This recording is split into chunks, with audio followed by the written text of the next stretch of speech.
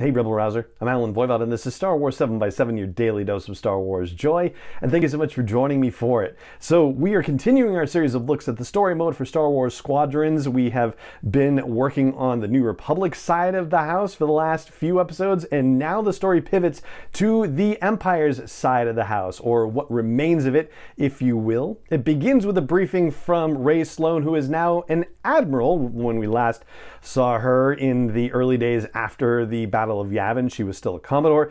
Now she's an Admiral, and she's reporting to Captain Carell, who had been the squad mate of Lyndon Javes until things went awry, as we've discussed in previous episodes. But now Carell has her own command. She is in charge of the ISD Overseer, and Sloane reaches out because Lyndon Javes has come to her attention again with the attacks plural, I guess, on various Star Destroyers and the rumors about Project Starhawk. There is a spy who seems to have information about Project Starhawk, and Sloane is calling to say, hey, Carell, this is personal to you. I'm sending you on this mission. You're going to go extract this spy, an Agent Thorn, and bring them back to the Empire so that way they can get information about Project Starhawk and figure out how to shut it down and destroy it. Now, I gotta say, when I heard that the agent was named Agent Thorn, I was wondering if it was going to turn out to be Frisk from the New Republic side. It is not, so yeah, whatever my suspicions were in that regard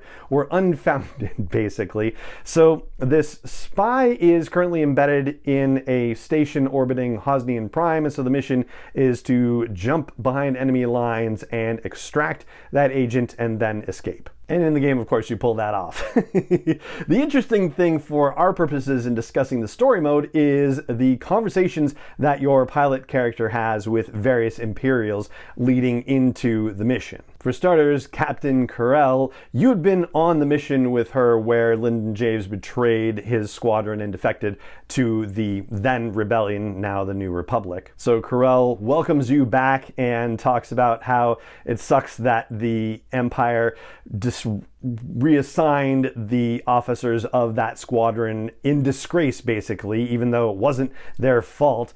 And your pilot character, has been assigned randomly in the Outer Rim, and Carell had been sent to a mid-rim sector chasing down pirates and protecting fuel supplies, not exactly something of distinction, and she notes that it's the kind of thing that would have been career-ending potentially, except for the Battle of Endor and what happened as a result. And now, yeah, there is a chance to return to glory for all intents and purposes. And the Mirim sector was, according to legends, in the Outer Rim territories. This is the first mention of it in canon, and they don't say where it is in the midst of the galaxy, actually, so I guess the presumption is that it should be in the Outer Rim. And whereas Talcine and Mirim are being brought into canon for the first time here in Star Wars Squadrons, there are a couple other ones that are introduced to us in the game that actually were introduced previously.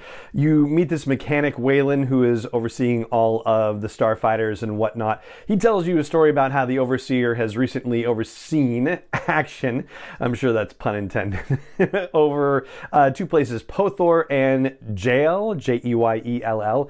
So both of those systems were actually named in the Rebel Files, which was one of the reference books that was written by Daniel Wallace that had, the little thing that opens up and, all the little effects and extra little trinkets included and whatnot. So those two systems in the action there were part of something called the Mid-Rim Offensive. And it's actually kind of interesting that they're bringing it up here in Star Wars Squadrons, because the Mid-Rim Offensive actually happened in between the original Star Wars, aka A New Hope, and The Empire Strikes Back. It was when the Rebellion was trying to kind of push their luck with everything that had happened after the Battle of Yavin, and unfortunately it kind of fell apart and they had to retreat in places. So the Overseer had been involved in that, and that was apparently a couple of years prior to the events of Star Wars Squadron. So again, kind of interesting that it's being brought up in the story mode here. And there's another pilot that you get to talk to with the last name Sol, S-O-L, who says that her parents had been senators, and that